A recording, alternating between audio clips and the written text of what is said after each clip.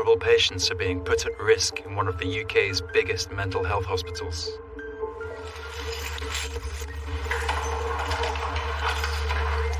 I'm undercover to investigate.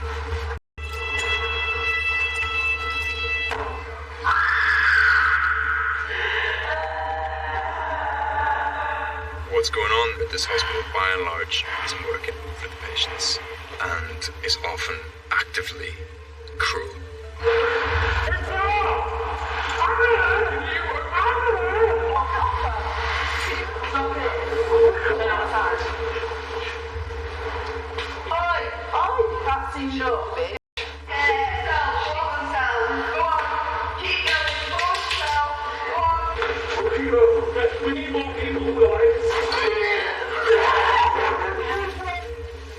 Families find out how their loved ones are really being treated. I can't watch that. Sorry. Yeah. They need sacking. They actually need sacking. See you in a bit. Having that? No. Every this place made me worse. What way? Every way.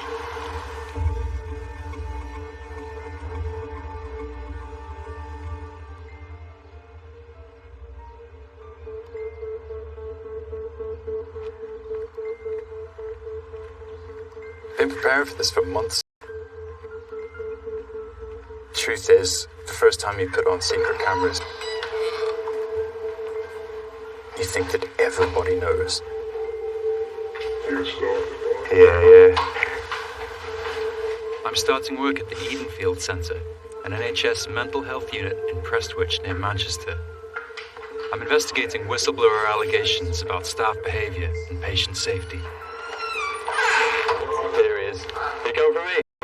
Thanks, man. Thank you, mate. I've got a job as a healthcare support worker. I'm paid minimum wage, £9.50 an hour. After a day's online induction, I'm out on the wards, looking after vulnerable and sometimes challenging patients.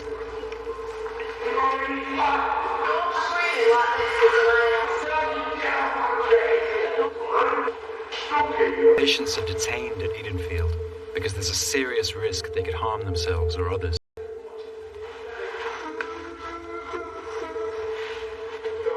The hospital says it provides them with individualized care and treatment.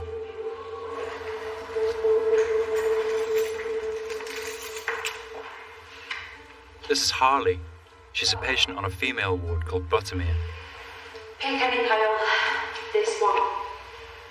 You can have that pile. I run out. She's showing a support worker a card trick. Is that your card? How do you know? Harley's autistic and has a history of self-harm. Am I leaving your fingerprint and you boring? She sometimes screams and shouts, and I'm told she's assaulted staff. Harley says she's just reacting to the way she's treated. Staff provoke a patient, and then my reaction is used against me, but they're provoking us. It's disgusting. I've been treated like I'm an animal. When it comes to Harley, most staff show little compassion or understanding. Why did she get sent here? Do you know? She's a cunt. The only thing is though now, get rid of her. No one wants her. And look at this, but why would anybody want her? If we're getting rid of them, that means they're battle now. Yeah. But you know what? She's the cancer of the body. Needs cutting out, and then everywhere will be fine. Patients have their own rooms. Sometimes they can be locked in a more secure area. It's known as seclusion. Harley is. Just Harley being Harley. The lads went and put her in holds and she kicked out at them, bit them. It's my turn to supervise Harley. How are you, Holly? You alright? Yeah. Patients should only be isolated in seclusion when the behavior is thought to be an immediate risk to others, and only for the shortest time necessary. How many days have you done?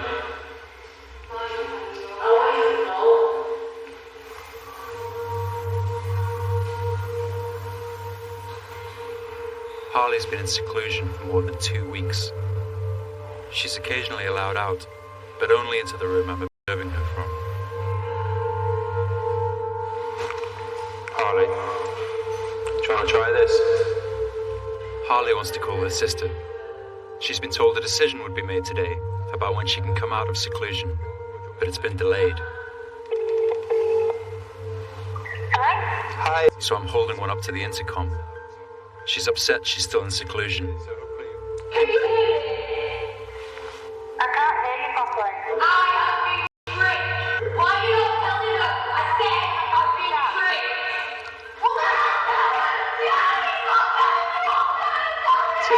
tricked. Harley wants me to tell you that she's been tricked.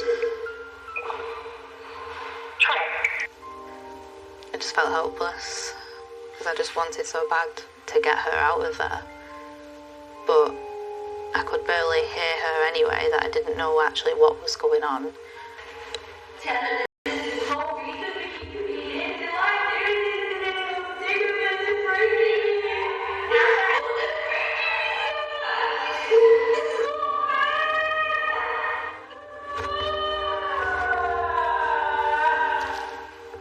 She cried like I have never heard a person cry. Like it. And I never want to hear a person cry like that again. It was awful.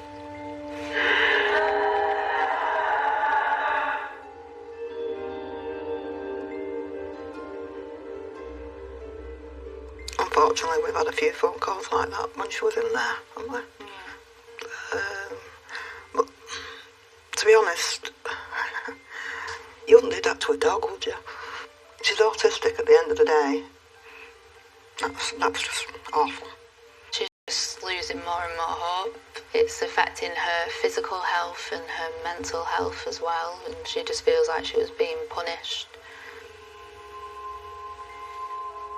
What I filmed is upsetting, but Michelle and Tiana still want to see it. We're getting rid of that means a lot for her. Yeah. But you know what? She's the counsellor. The warrant needs coming out, and then everywhere will be fine. She said to me on the phone that they all hate her. And they're doing it because they all hate me.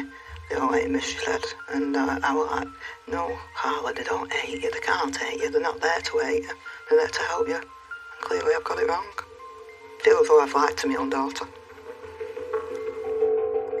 It's another 2 days before a decision is made about Harley's seclusion. She's let out for now, but staff say if she acts up, she'll be straight back in.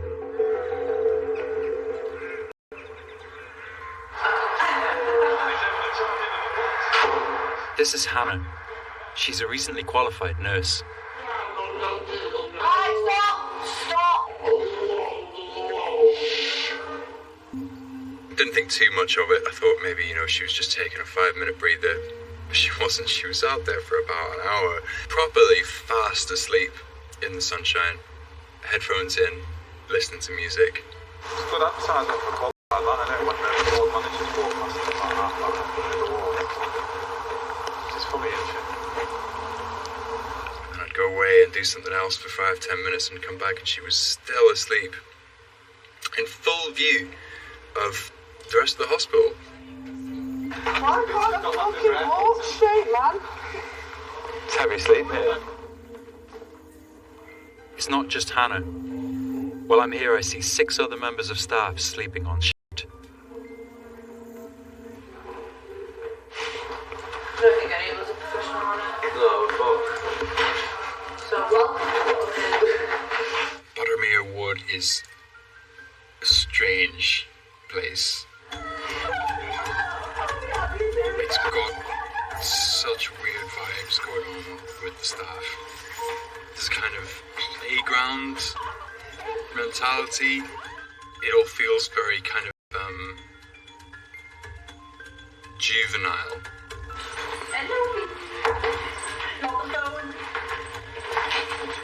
Nurse Hannah's supposed to supervise the support workers, but often she doesn't behave much like a boss.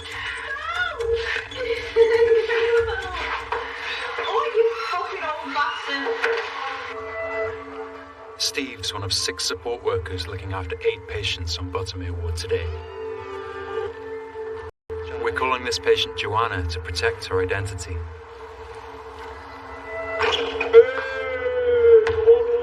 Joanna's also now in seclusion. A nurse is getting ready to help her undress. Steve is here too.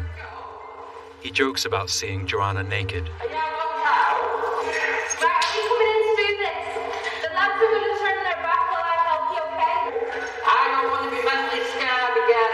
Now you're bad. She's in about as vulnerable a position as a person can be in. I don't know what's going through his head, to be honest. It's a straight bully mentality.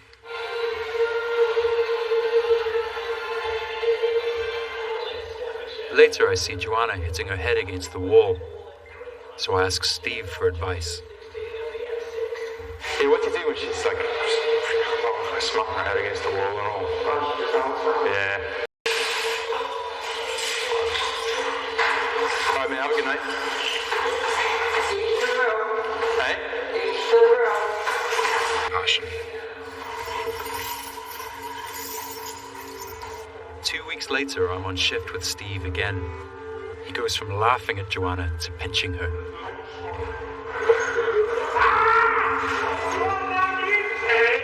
And he just leant over and pinched this bit of her shoulder. Really hard, like a real nasty, elongated pinch. Don't be pinching patients that are really, really sick. Like properly unwell. Minutes later, Steve does it again. This time in front of Nurse Hannah.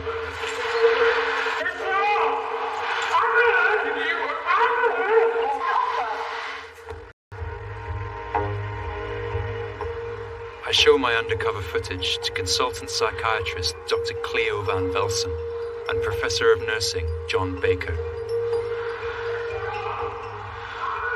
The second pinch is more than just a pinch, isn't it? It's bending her arm backwards behind her shoulder. It's an assault. I mean, that second thing would be an assault.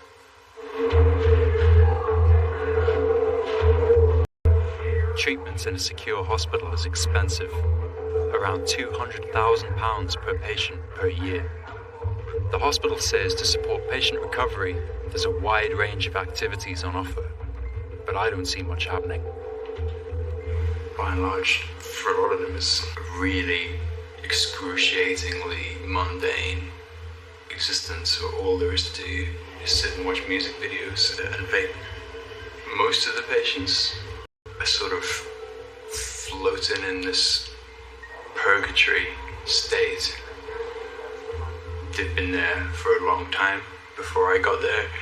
They'll be there for a long time after I leave.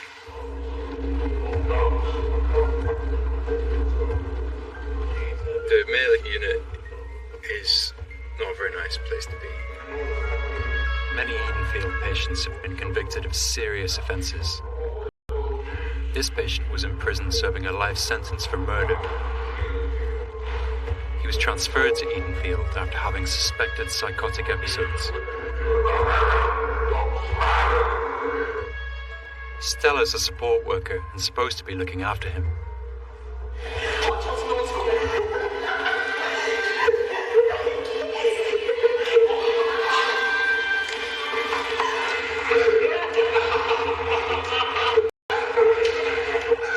This guy has literally killed someone.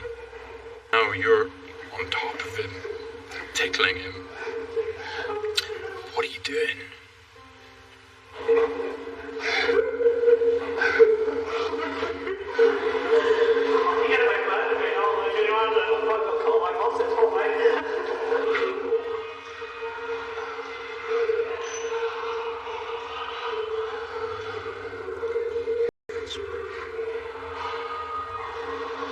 From a risk's point of view, she's a young woman putting herself in a really vulnerable position. I think she's invading the patient's interpersonal body space.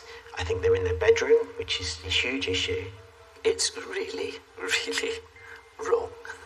And she's so aware of it. You get away with murder here, don't we? She knows that she shouldn't be doing that. It's not just Stella. This support worker, Andrea, is getting up close and personal to another male patient. As well as making herself vulnerable, she's also increasing the vulnerability of the patient and to sexualize the relationship. And it's the one thing you should not do with patients, is have a kind of sexualized relationship with them.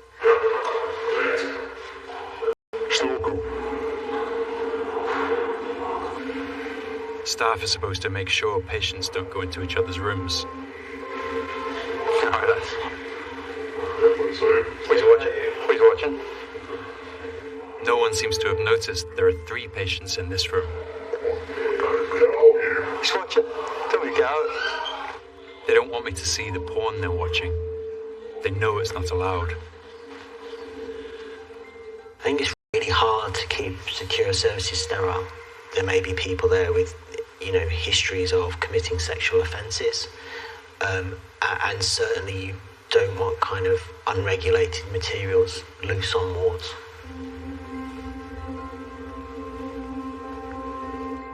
This patient's been in and out of hospital for years.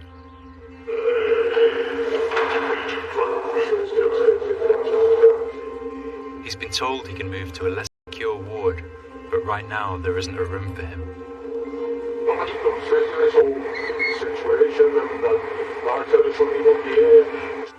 He's allowed outside, but has promised to stay on hospital grounds. Today, he says he's going for a jog, but doesn't come back. The police are called.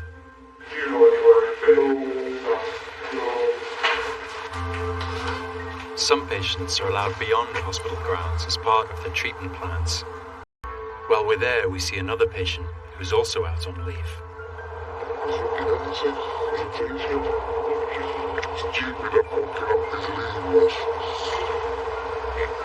The patient, who's just bought 2 bottles of brandy, can be aggressive. The nurse supervising him asks me for help.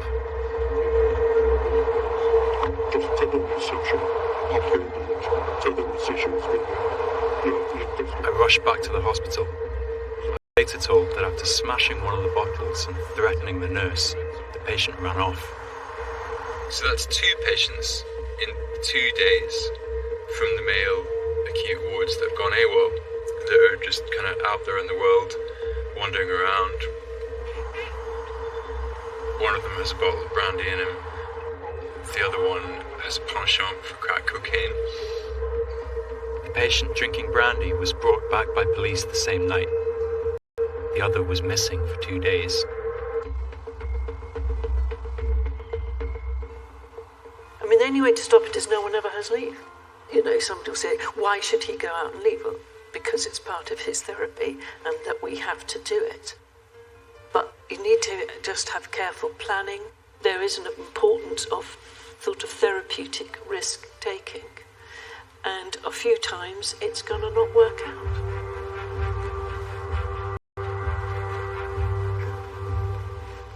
I went to a new ward today. I went to Hayeswater ward. It's very, very small and quite dark and quite cramped, to be honest.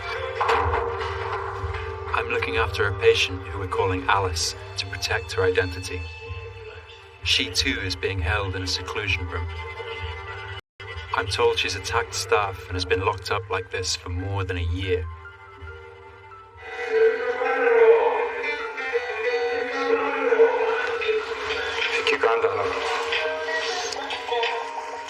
Alice is allowed 2 teddy bears and almost nothing else. Not even a photo of her granddad who died while she was in here. This patient, they don't know what to do with her, so she has to sit in a box all day. She has only seen other people through a little pane of glass. It's time for Alice's medication. She says she's been unwell and thinks she might throw up her pills.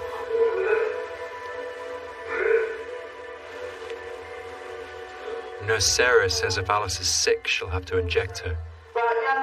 Alice, if you're from, yeah. Hey? If you say it, I'll come and jab you. With pleasure. 4 times. 4 times. Like that. 2 at once. 2 at once. So behave yourself. One of the tablets Alice has to take is an antipsychotic called clozapine.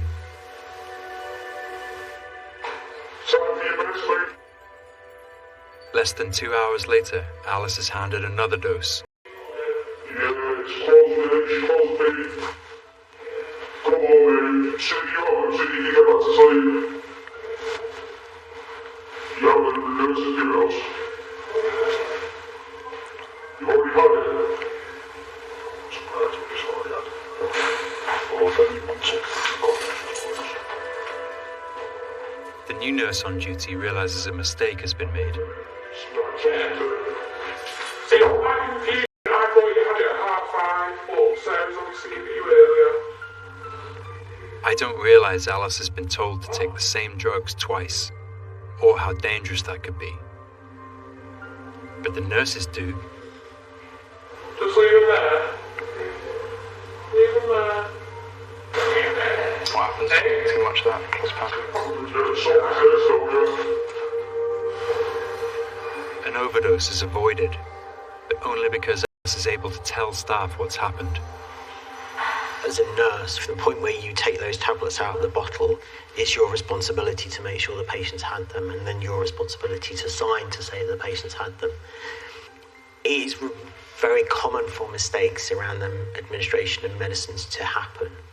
But actually it says to me that for a drug like clozapine, where you're not checking whether somebody's already had them, or they've not been signed to say that they've had them, it's quite worrying.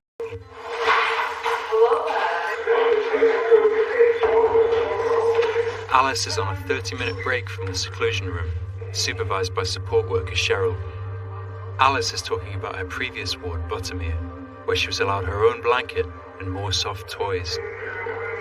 But when you are Buttermere is very different to his. Yeah, no blanket, 5 better. Give a fuck what you had next door. We got Buttermere, so you get that out of your head. You're lucky you got a straw from your bed there. I'd give you a straw bed like cows have to sleep on. What? Just saying that if I was to run a place like this, to get straw bed and eat it. What? It's life, isn't it? It's what they do, so what's good for them? You know, she was joking. It wasn't funny. She has all the power in the situation. And the saddest thing is, this patient's just kind of used to being talked to like that.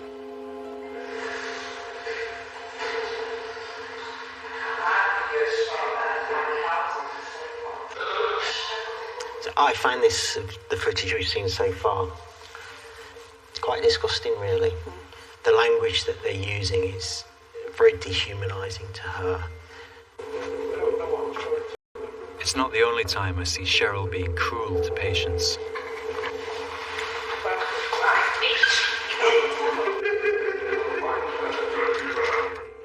This patient has a history of self-harm and Cheryl's just dragged her to the floor. Then in front of the patient, Cheryl accuses her of exaggerating her health issues.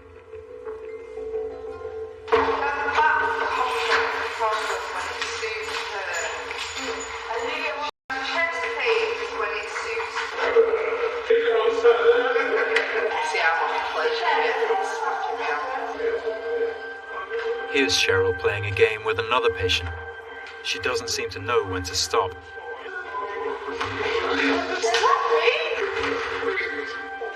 We're calling the patient Claire. She's been at Edenfield for several years. She walks around and gets largely ignored when she asks for things. I really like this patient. She's great crack. She's really interesting. Be alright.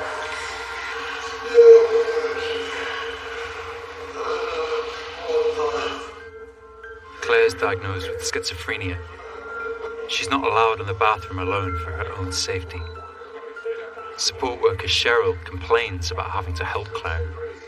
I wasn't thinking anyone else was having to look at your arsehole where biohazard fucking waste comes out. Honestly, I've never known anyone to shit like that. It looks like Claire's become so used to being treated like this, she thinks it's normal. You can't have Please, do a shot. Keep going, Cheryl breaks boundaries of the patient, and then the patient feels able to break boundaries with her. And then does Cheryl expose her flesh to slap her? It's bullying, actually. During all of this, a senior nurse is sat right next to Cheryl and does nothing to stop it. We're seeing several registered nurses engaging in the behaviours, being part of the crowd, not leading the crowd. And I think that's the worrying thing around this, is that who's setting the tone around clinical leadership on these wards.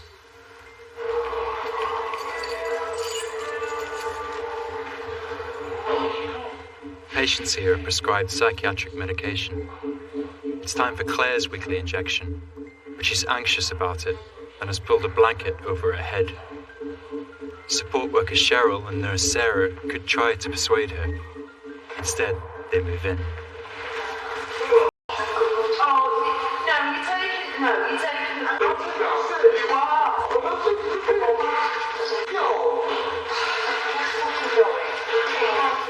Just look at that. So I think just to yank her out of the chair in that way, by the wrist, is really terrible. Right, I've been dragging you out.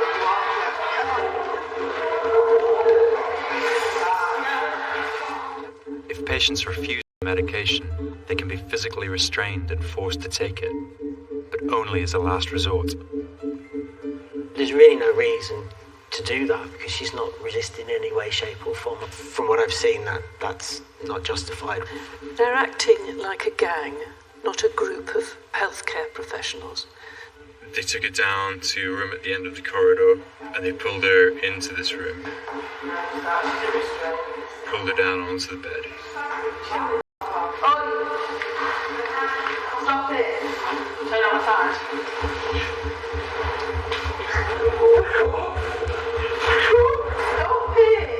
So they maneuvered this patient onto her side. Just hold fire 1 minute. I know, but come on. You mean that now? No, I will talk about that, but you've got to have it, okay? And the nurse in charge said to me, "Hold this arm here." Oi, that's enough, bitch. It was the language that was used around this that I just couldn't believe I was hearing, to be honest. As if we'd choose to see your ass. It's a big thing to do this. It's against any policy I've ever seen about restraint. Restraint is the biggest cause of injury for nursing staff, as well as for patients. And you want to do absolutely everything you can to avoid using restraint, the circumstances. I'm concerned about the way the man handling the person and the lack of dignity around all of this process. I don't want it.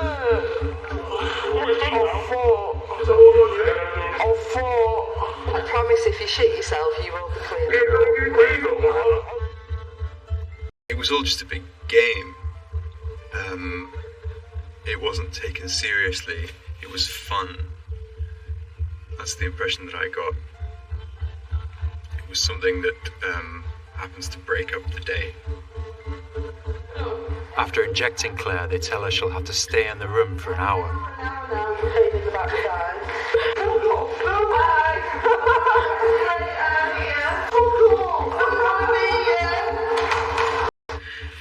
They locked the door and they opened slats in the glass and they looked through and they were laughing at her. I'll see you in a bit. Have a nap. Once they've had their fun, They let her out almost immediately. It's not just mockery, it's excitement. I think there's an element of them getting off on it. And then they call her a cheeky bitch, having sworn at her all the way through. It's a toxic culture, isn't it? It's a really toxic institution. Later, I asked Claire how she feels about being restrained. It's not nice. You don't just go, oh yeah, I'm being restrained, I'll just walk with this person and do what I'm wanting to do. You automatically try to get them off you. I hate it.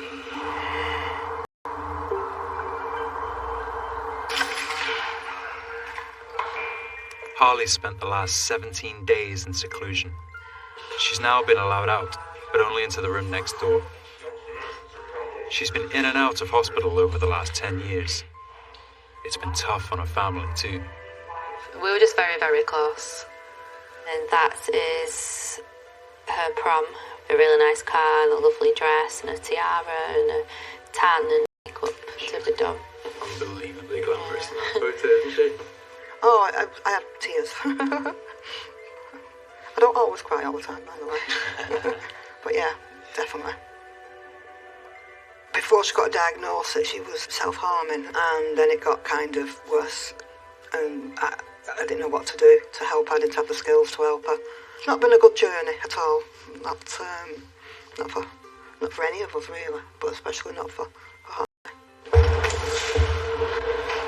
Back in the hospital, I get an urgent call. This was like the top brass at this hospital. A lot of these people I hadn't seen before. They decide Harley has to go back into seclusion. A ward manager suggests asking her. So what, we just someone who's able to... Just to come down to put a mirror now. So we just want you to end it. No, maybe not me. Before you go, I'm not sure. I've seen Harley do what she's asked before, but today that doesn't seem to be an option. They're preparing to use force.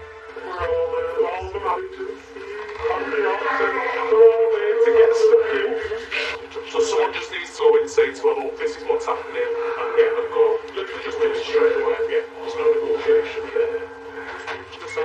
There are at least 8 of us as we leave the office. When we get to Harley, she's sat on the floor.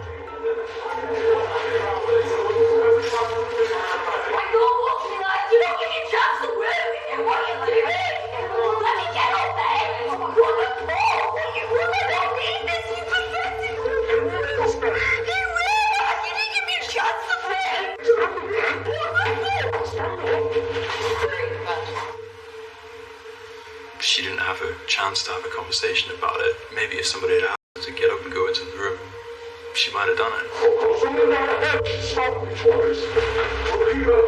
We need more people in the life.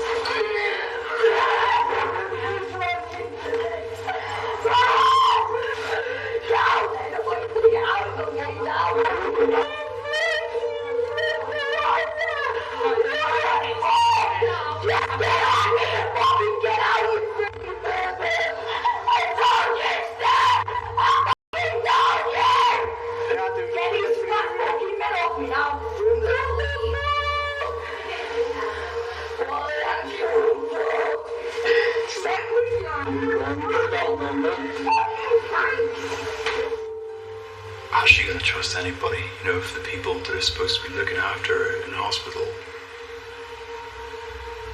treat her like that?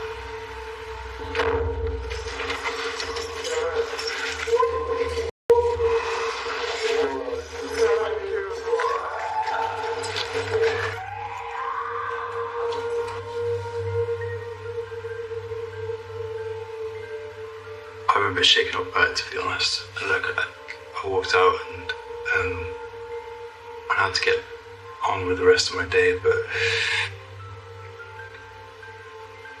I won't ever forget seeing that. I watched that.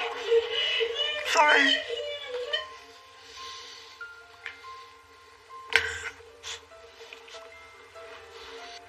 She was a young girl at the end of the day. 8 people. And she was calm. And she was even saying, Just listen to me, just give me a chance to talk, and they just weren't.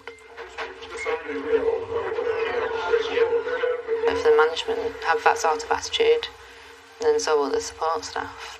So it starts from the top, really. It shouldn't be happening, and they do need to pay. In fact, Eds need to roll for that.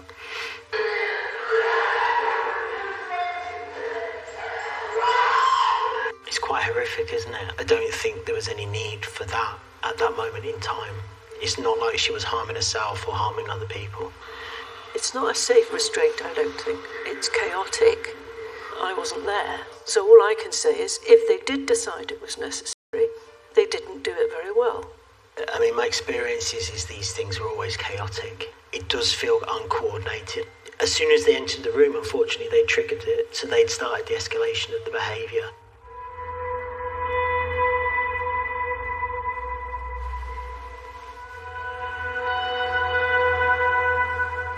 It's funny, like, amongst all the awful care that I've seen, every now and then there are little flashes of brilliant care, you know.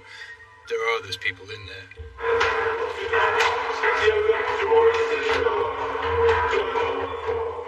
A support worker entertaining patients with karaoke.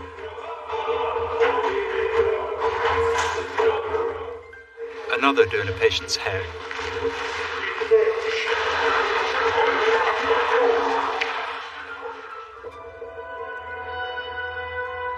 Edenfield, like other hospitals, struggles to recruit enough staff. If I could describe the staffing at Edenfield today in one word, that word would be critical. There were several long periods today where I was alone on a ward with pretty kind of unpredictable and vulnerable patients.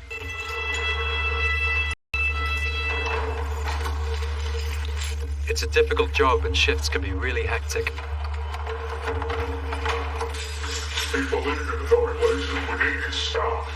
Before people were leaving, but now people are leaving because it's in the states.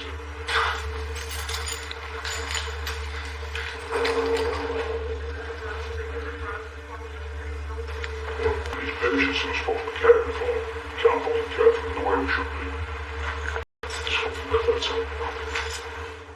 Staff say senior management aren't around enough to understand the reality of life on the wards. You don't really ever see them. That's the problem. Early management of now.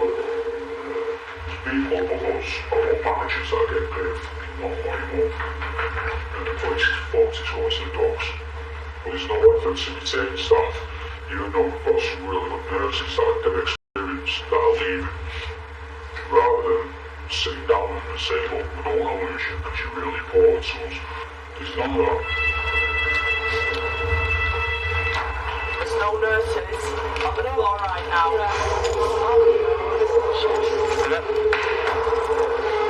Shit show.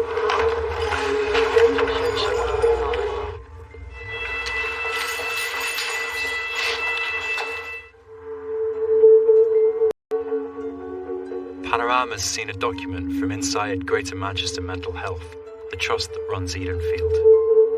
It shows there were 58 times over a 5-week period when adult secure wards didn't have enough nurses. So nurses from other wards provided cover. You should never have a shift in a secure unit where there isn't a registered nurse on the ward 24/7. And actually they shouldn't be working on their own. There seems to be huge problems in terms of recruitment of the medical profession. All of those things feed into the culture of a ward. The government says across the NHS in England there are now over 4,300 more doctors and 10,200 more nurses compared to last year. But almost 1 in 5 mental health nursing posts are vacant. Low staffing can help understand some poor behaviour or unprofessional behaviour, but it cannot be the reason for some of the kind of actions that we've seen. It's no excuse for the abuse that we've been seeing in the footage. No excuse at all. Staff are expected to do regular checks on patients to help keep them safe. They're called OBS. Often they don't happen. All of these patients in this corridor are supposed to be checked on every 15 minutes. I've been sat here for 35 minutes. Oh, OBS should be recorded to ensure patients are being properly monitored and cared for.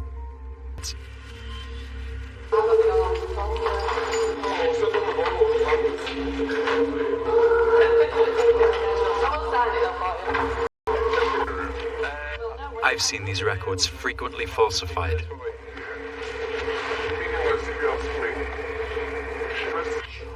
This is Nurse Brendan on the right. He's telling a support worker to sign for OBS that haven't been done. You're saying something that's saying that, say you're all one. Just fucking saying. Looks good. I think where you start getting into the falsification of clinical records and actually encouraging other members of staff to falsify clinical records, you need to start questioning their professional conduct in terms of whether or not they should be a registered nurse or whether or not they need regulating in their practice, i.e. more monitoring of their practice.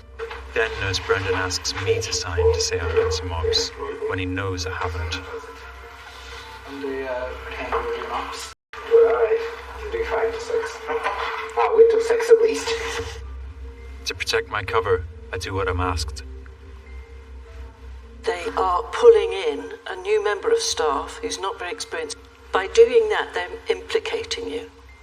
So they're making it, they're generalising it to all staff, so everyone's involved in this delinquent or corrupt practice.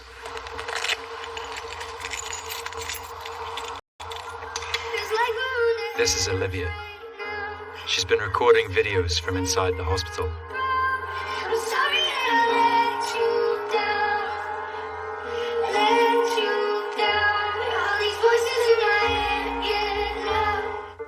Olivia's been struggling with her mental health since she was a teenager. I keep fighting voices in my mind that say I'm not enough.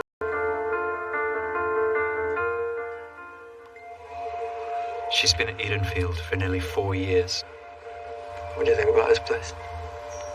What? Bullshit. In general? Bullshit. Why? So no one knows what they're doing, they're just experimenting. That's Olivia, is it?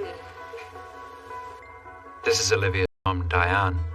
She'll taking pictures and selfies. Yeah. Me and Olivia, day after Christmas, Boxing Day, we've gone in to look at the sales. Oh, that's a great photo. She always takes away with me all the time when she was off school, so she wasn't at home on her own and stuff like that. I used to take her with me. She'd be sat in the big posh houses with a big box of chocolates and laughing at me cleaning. As she got older, Olivia began self-harming and tried to take her own life. She stopped eating and drinking because she thinks she was fat.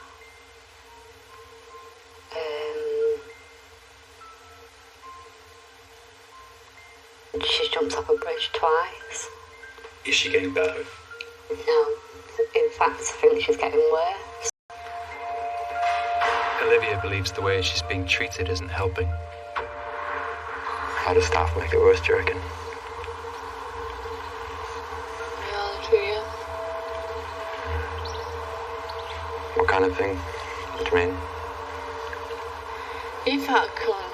I'm not joking. No, you know, it's not funny, it's not a joke.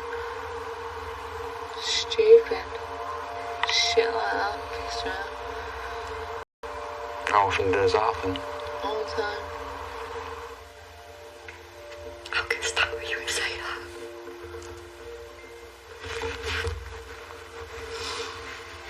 Sorry.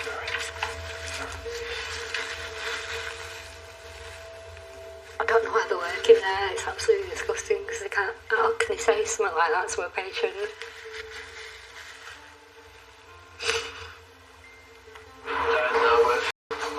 I see for myself how staff talk about Olivia.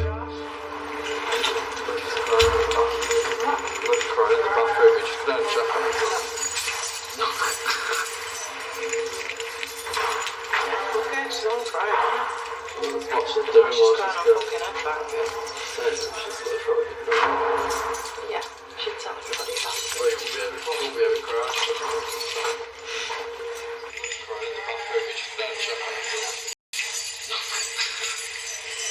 He thinks that's funny, does he? He actually thinks that's funny. They need sacking. They actually need sacking. A lot of them. Olivia's told her mum about how she's treated. Diane says she's complained at the hospital. What does staff tell you? The staff just basically put it on Olivia, like, oh, it's just Olivia, she's on one today, it's just Olivia, the way she is. And then obviously I believe that, do you know what I mean?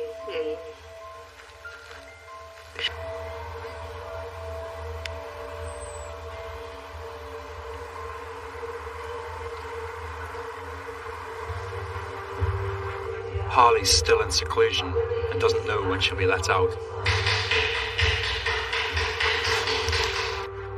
She's not the only one.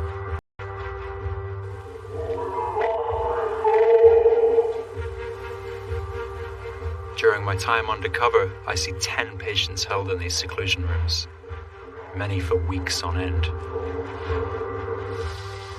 Some of the rooms are in a terrible state. You can see the corners of the room are sort of damp and paint peeling off.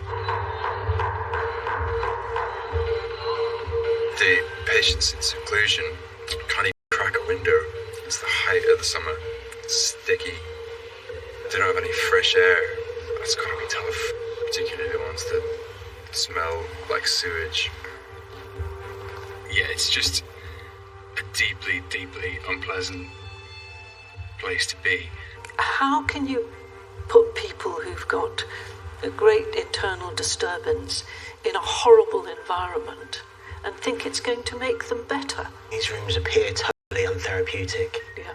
The state of decay with them is just awful. The government says the use of force, including seclusion, must always be used proportionately, in accordance with the law, and only ever as a last resort.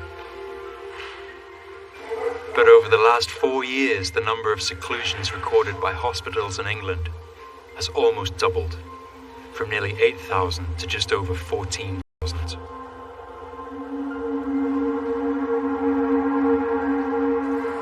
Harley should only be kept in seclusion if she poses an immediate risk to others.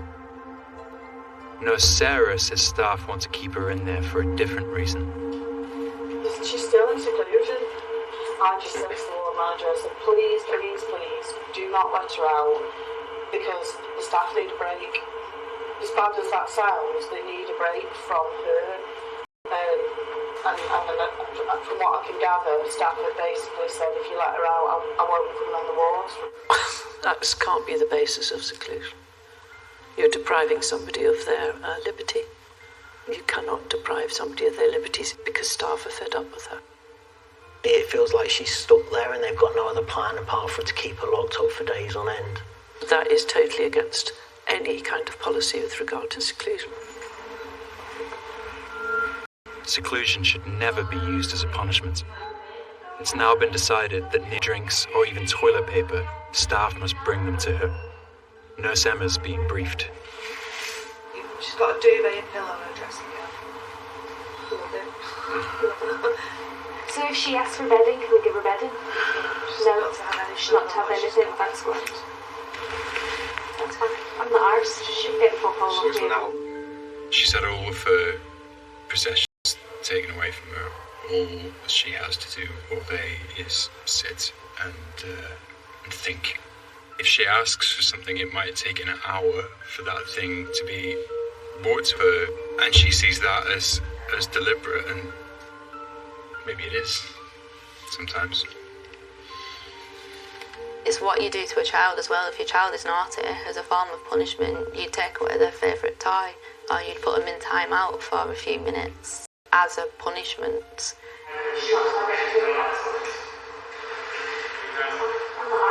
The way the nurses are speaking about her and the tone is coming across feels punitive to me. It feels like she's being punished because she's back in the seclusion room. She's become alienated from the staff on the ward, and that's quite a high-risk place to be. That, on top of a pretty toxic culture, is a real recipe for disaster. Harley's never been convicted of a crime, but Nurse Emma thinks she deserves to be punished. Send her to prison. She'll soon be rolled down a peg or two. They'll take none of that caper. Definitely not. And you know what? Forgive me, but that's what she needs, a good thrashing. But when Emma goes to see Harley, she's quite different. You mean this woman? Yeah. I know we've had our differences, but I do feel for you. This moment might feel genuine to Harley, but she spent most of the last month utterly miserable in seclusion. It's punishment, torture, and it's wrong. But she's autistic and poorly at the end of the day, not a criminal. So she's in hospital to be treated and to get better. Everything that she has said to us, what's happened, is right, because it's all there in that video. I am there on the case, so I will defend her till the end of time.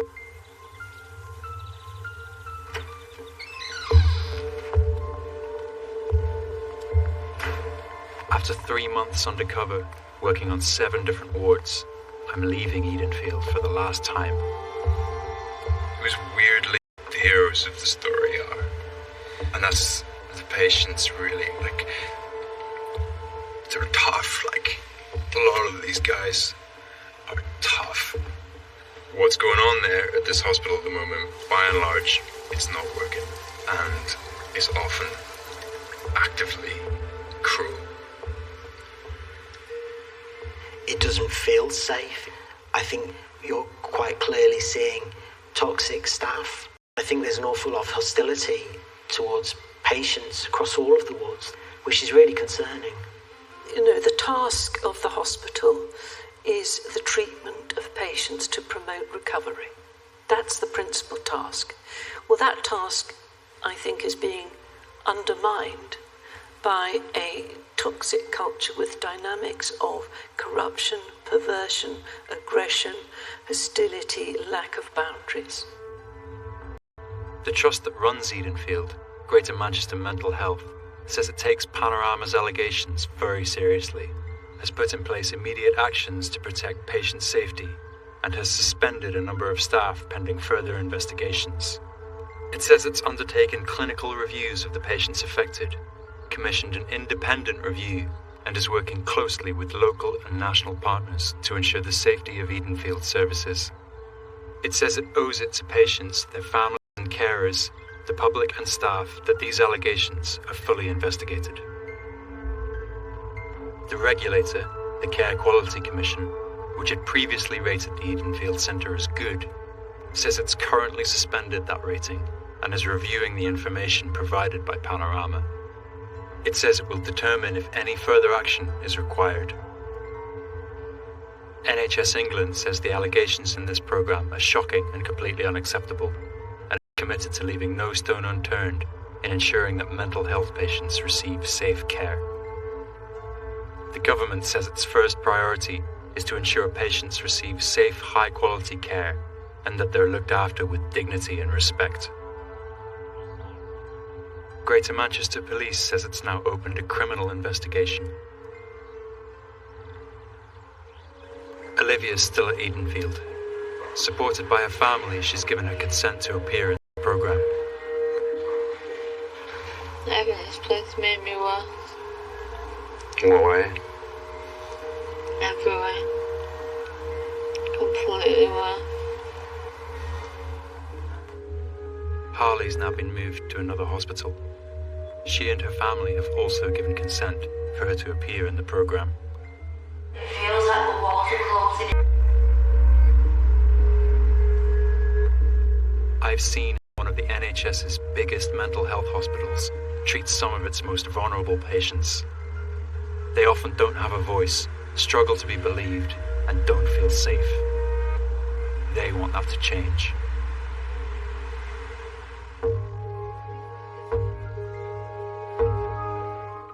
Details of organisations offering information and support with mental health are available on the Action Line pages of the BBC website, or you can call free of charge at any time to hear recorded information on 08000 155 998.